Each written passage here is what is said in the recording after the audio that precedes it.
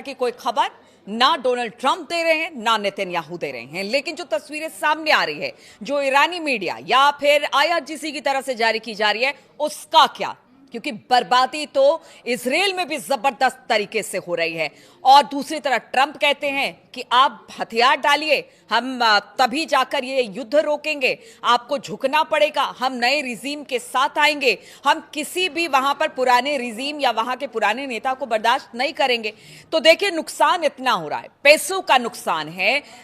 जिस तरह से उनके अमेरिकी बेसेस उड़ाए जा रहे हैं, उनके विमान F-15 F-35 गिराए जा रहे हैं, उसके बाद भी डोनाल्ड ट्रंप कहते हैं कि आप हथियार डालिए तब हम युद्ध रोकेंगे।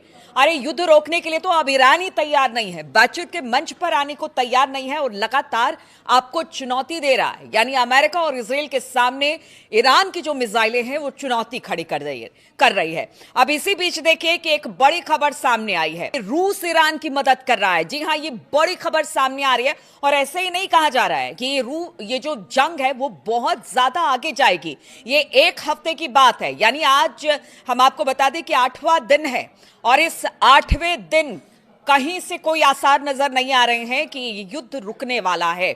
और इसी बीच रूस की एंट्री होती है, क्योंकि द वॉशिंगटन पोस्ट में एक रिपोर्ट में दावा किया गया है कि रूस अमेरिकी सैन्य ठिकानों की जानकारी दे रहा है ईरान को। तो देखिए, पहले से कहा जा रहा था कि जिस तरह की निंदा खामेनी के मरने के बाद, यानी अली खामेनी की मौत के बाद रूस और चीन ने की, उसके बाद रूस की एंट्री किया। रूस तो पहले से सपोर्ट कर रहा है इस तरह की बातें। हाँ, भले वो अपने फौज नहीं दे रहा हो, लेकिन इस तरह के इनपुट्स अगर शेयर करता है जिससे कि सही ठिकानों की जानकारी ईरान के पास है, तो यह बड़ी खबर है। रिपोर्ट्स के मुताबिक क्या कहा गया है, जो वॉशिंगटन पोस्ट में रिपोर्ट दी गई है, उसके मुताबिक रूस ईरान को मिडिल ईस्ट में अमेरिकी सैन्य संपत्तियों, जिनमें कि युद्धपोत, विमान के स्थानों के बारे में वास्तविक समय की खुफिया जानकारी दे रहा है। इससे तेहरान को जंग के दौरान अमेरिकी सेना को निशाना बनाने में मदद मिल रही है। माना जा रहा है कि युद्ध शुरू होने के बाद मॉस्को ने अमेरिकी युद्धपोतों, विमानों और सैन्य संपत्तियों के ठिकानों के बारे में जानकारी ईरान से साझा की है। इस बात से तो साफ है कि अमेरिका का एक और प्रमुख प्रतिद्वंदी संघर्ष में अप्रत्यक्ष रूप से शामिल हो गया है। विश्लेषकों की माने तो खुफिया जानकारी साझा करने की खबरों से अमेरिका से जुड़े ठिकानों पर ईरान के कुछ हमलों की सटीकता यह बताती है कि ईरान के पास अमेरिका और इजराइल के सैन्य ठिकानों की सटीक जानकारी थी, क्योंकि संघर्ष शुरू होने के बाद से ईरान ने क्षेत्र में अमेरिकी सैन्य ठिकानों, दूतावासों, अन्य लक्ष्यों और हजारों एक तरफा हमलावर ड्रोन और सैकड़ों मिसाइलें दागी, और वो बहुत सटीक है। यानी उससे नुकसान बहुत ज्यादा अमेरिका का हुआ है और ये बात सबने देखी है। इसलिए जो बात अमेरिका और ट्रंप कह रहे हैं कि युद्ध जल्द खत्म हो जाएगा, ऐसा बिल्कुल नहीं लगता है, क्योंकि रूस और चीन ने भी, हमने देखा किस तरह से सैटेलाइट से सपोर्ट कर रहा है ईरान को।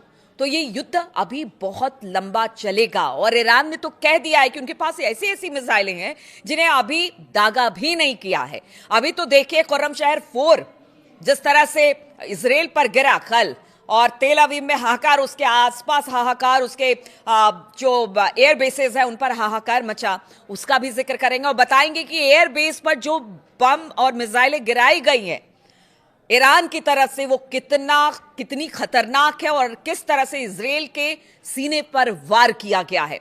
अब इसी सब के बीच एक और बड़ी खबर आई। कल ईरान के supreme leader ayatollah Ali Khamenei की मौत के बाद उनके एक्स अकाउंट से पहला पोस्ट आया है। इस पोस्ट में इजराइल को धमकी दी गई है। इसके साथ ही एक तस्वीर शेयर की गई है जिसमें मिसाइल के बनाने और उसे लक्ष्य को निशाना बनाते हुए दिखाया गया है। अब आप समझिए कि आयतुल्ला अली खामेनी की मौत के इतने दिनों के बाद उन्हीं के एक्स पोस्ट पर यह मैसेज आया है। इससे क्या माना जाए, इसके मायने क्या निकाला जाए? देखिए, कहीं ना कहीं ये कहा जा रहा है कि जो आयतुल्ला खामेनी साहब थे, उन्होंने एक उनके जाने के बाद किस तरह से ईरान आगे बढ़ेगा इस युद्ध में, क्योंकि युद्ध जैसे हालात उनको पता थे कि अगर मैं नहीं रहूंगा तो फिर युद्ध जैसे हालात होंगे, और इसके बाद ईरान क्या करेगा उसको लेकर उन्होंने अपने जितने भी लोग थे, एक तो पूरी लेयरिंग कर ली कि कौन कैसे कमान संभालेगा, और दूसरी कि उन्होंने समय समय पर यह बताने की कोशिश की है कि आप पीछे मत हटिए, और उनमें उत्साह भरने की, उनमें एक जज्बा जगाने के लिए इस तरह से एक्स पर पोस्ट किया है। अब ये कौन हैंडल कर रहा है नहीं पता, उसके बारे में आपको बताएंगे। तो इजराइल और अमेरिका ने 28 फरवरी को ईरान पर हमले की शुरुआत में ही सुप्रीम लीडर अली खामनेई साहब को निशाना बनाया। 1 मार्च को ईरान के सरकारी टीवी ने उनकी मौत की पुष्टि की, जिसने मिडिल ईस्ट को गहरे संकट में धकेल दिया। और उसके बाद से अब हम देख ही रहे कि क्या हो रहा है वहां पर। खामनेई पर हमले के 7वें दिन एक्स अकाउंट पर एक मैसेज शेयर किया गया। इसमें कहा गया कि ज़ायोनिस्ट शासन ने बहुत बड़ी गलती कर दी है। अल्लाह के करम से इनके नतीजे यानी कि इजरायली शासन को निराश कर देंगे। और वो निराशा, वो हताशा, वो वहां पर लोगों के मारे जाने की खबरें, लोग परेशान हैं, इसे साफ तौर से देखा जा सकता है। देखिए, ईरान में भी नुकसान भरपूर हो रहा है, लेकिन इजराइल और अमेरिका को भी नुकसान का सामना करना पड़ रहा है। उसका तो जिक्र भी नहीं हो रहा है कि कितना नुकसान हुआ है, लेकिन ये नुकसान अरबों खरबों का बताया जा रहा है।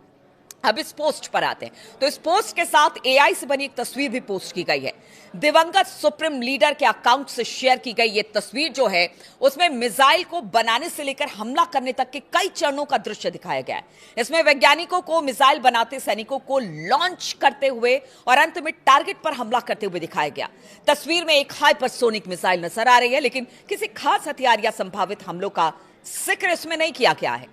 तो ये एक तरह से सिंबॉलिक है कि ईरान हथियार नहीं डालेगा, ईरान लगातार हमले करेगा और ईरान कह भी चुका है मरते दम तक वो इस लड़ाई में शामिल रहेगा, वो पीछे नहीं हटेगा। हालांकि अभी ये साफ नहीं है कि खामनेई का अकाउंट कौन मैनेज कर रहा है, लेकिन तकनीकी रूप से देखा जाए तो ये मौत के बाद दूसरी पोस्ट है, क्योंकि इसके पहले 1 मार्च को मौत की पुष्टि के बाद अकाउंट पर पवित्र कुरान की आयत शेयर की गई थी, जिसे उनकी मौत के बारे में संदेश के रूप में देखा गया। इसमें लिखा गया था कि अल्लाह के नाम पर जो रहम दिल और दयालु हैं, वफादार लोगों में वो लोग हैं जो अल्लाह से किया वादा पूरा करते हैं और वो जरा भी नहीं बदले हैं। तो आप इस बात से समझिए, इस मैसेज से जो कल आया है खामनेई के एक्स पोस्ट पर, उससे यह बताने की कोशिश की गई है कि अभी भी ईरान के वो लोग जो कि अमेरिका और इजराइल के लिए लड़ाई लड़ रहे थे, वो आगे भी लड़ाई लड़ते रहेंगे। एक तरह से बूस्ट किया गया है ईरान के लोगों को, आईआरजीसी को, वहां के बड़े नेताओं को कि देखिए ये लड़ाई यहीं पर खत्म नहीं होगी, ये लड़ाई जो है वो लंबी चलेगी। और इसीलिए कहा जा रहा है कि ईरान की मिसाइलें लगातार इस वक्त तहलका मचाए हुए हैं, हंगामा खड़ा किए हुए हैं, क्योंकि जिक्र हो रहा है तो वो अमेरिका और इजराइल की एयरफोर्स का नहीं, बल्कि जिक्र हो रहा है ईरान की मिसाइलों का। आप देखिए, अमेरिका की एयरफोर्स जो नंबर 1 एयरफोर्स है, इजराइल की एयरफोर्स जो कि इतनी जबरदस्त है, उनको किस तरह से धराशाही ईरान की मिसाइलें कर रही हैं। और देखिए, जिस तरह से बीते कुछ घंटों में खास तौर पर खुर्रम शहर इजराइल पर उसने वार किया, इसके अलावा खैबर, फतेह, तेल अवीव एयरफोर्स बेस। हाँ, एयरफोर्स बेस के बारे में आपको बता दें, कहा यह जाता है कि आज तक इजराइल और नेतन्याहू ने यह नहीं कहा है कि उनके पास परमाणु वेपन हैं, लेकिन कुछ जानकार ऐसा बताते हैं कि जिस एयरबेस पर, तेल अवीव के जिस एयरबेस पर ईरान ने खुर्रम शहर 4, फतेह, खैबर से हमला किया, वहां पर परमाणु वेपन था। अब इसके बारे में किसी तरह की कोई जानकारी इजराइल की तरफ से नहीं दी गई है, लेकिन ऐसा माना जा रहा है कि सीधे वहां पर हिट किया गया है। ये खबरें बाद में आती हैं, देर से आती हैं, सब कुछ खुलकर आता है, लेकिन फिलहाल किसी तरह की कोई खबर नहीं है। लेकिन अगर वहां पर परमाणु हथियार है तो फिर आप समझिए कि किस तरह की दिक्कत आगे आने वाले दिनों में वहां पर इजराइल को हो सकती है। यानी जो सटीक जानकारी ईरान को मिली, उससे बिल्कुल अटैक किया गया एयरबेस पर, जहां पर उनके परमाणु हथियार, जैसा जानकार बताते हैं, डिफेंस एक्सपर्ट, वॉर एक्सपर्ट बताते हैं, वहां के लोग बताते हैं कि वहां पर इजराइल का परमाणु हथियार था जिसको हिट किया गया है। चलिए, खबर जैसे जैसे खुलती है बाद में आती है, उस बात का भी हम जिक्र करेंगे, लेकिन ये बड़ी खबर है। आप देखिए, रूस तो लगातार मदद कर ही रहा है, इधर चाइना भी सैटेलाइट से मदद कर रहा है, और दूसरी तरफ ये खबर आ रही है कि कुवैत में ईरान का कहर एक बार फिर से बरसा है, अमेरिकी एयरबेस पर हमला किया गया है और लगातार नुकसान पहुंचाने की कोशिश की जा रही है। तेल के दाम बढ़ गए हैं, यानी क्रूड प्राइसेस में जबरदस्त उछाल देखने को मिला है। अब तो देखिए, भारत में भी इसका असर देखने को मिल रहा है। गैस प्राइसेस, ऑयल प्राइसेस सब धीरे धीरे बढ़ने लगेंगे अगर ये जो पूरा का पूरा मामला है आगे बढ़ता है और ये युद्ध लंबा खिंचता है। लेकिन जो अमेरिका चाहता है कि ईरान सरेंडर कर दे, ऐसा तो हो नहीं सकता है। मिसाइलें बहुत हैं उसके पास, अब तो चीन और रूस की मदद भी उसे मिल रही है।